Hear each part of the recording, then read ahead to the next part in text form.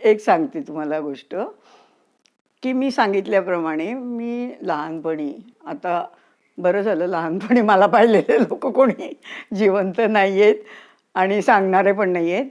मी खूप कुरूप होते, भयंकर कुरूप होते.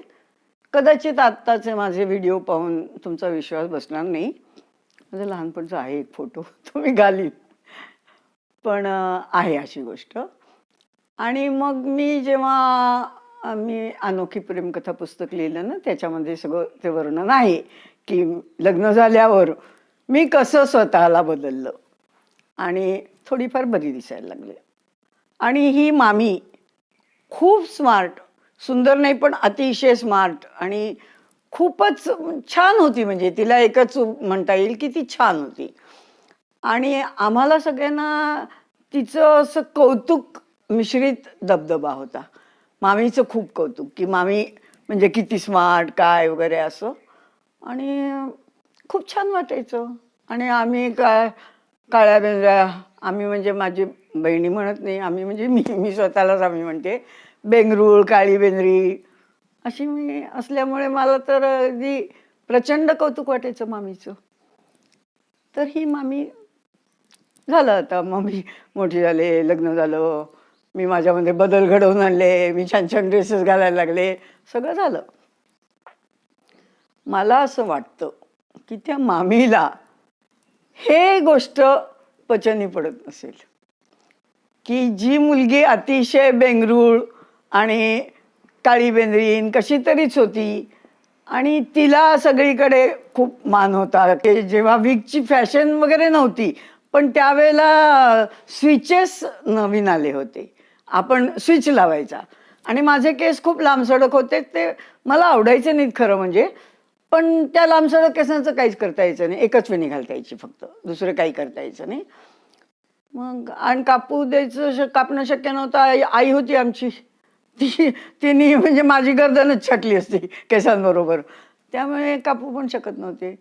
ते स्विच जेव्हा बाजारात आले तेव्हा मी काय केलं, की आपल्या केसांचा घट्ट आंबाडा बांधायचा आणि वरून तो स्विच लावायचा. मग तो असा छान असा स्विच यायचा, म्हणजे खांद्यापर्यंत केस वगैरे मस्त दिसायला लागलं.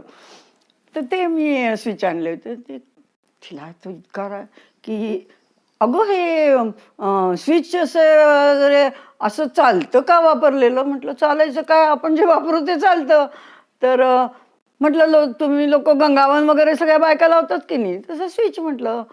तर ती काही बोलली नाही. मला ते आलं लक्षात, की हिला काही फारसं पटलेलं नाहीये.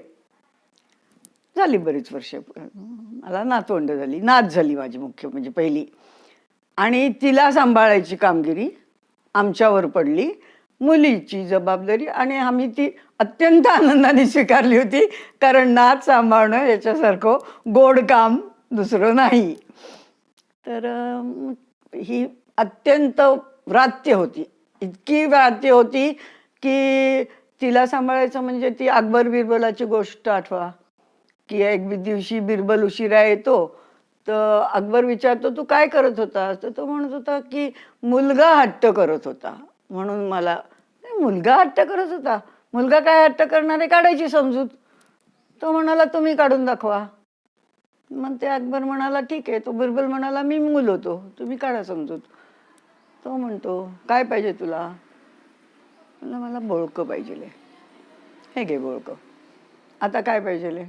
हत्ती. हत्ती आणला. आता काय पाहिजे? बोळक्यात हत्ती घाला म्हणाला. तर असे मुलांचे हट्ट असतात. तिला घेऊन अक्षरशः कडेवर घेऊन बरेचदा नाचायला लागायचं असं. त्यावेळेला ती चष्मा ओढ, केस ओढ असं भयंकर हे करायची, दांडगाई. लहान होती, 7-8 महिन्याची पण नसेल. तर आळीपाळीने आम्ही माझं कामच होतं, तिला कडेवर घ्यायचं आणि नाचायचं इकडे तिकडे. आणि त्यावेळेला काहीतरी गाणं म्हणायचं. आणि गाणं तर मला म्हणता येत नाही, भसाडा आवाज. त्यामुळे ते गाणं कसं ऐकणीय प्रेक्षणीय असेल कल्पना करा. आता अशी ती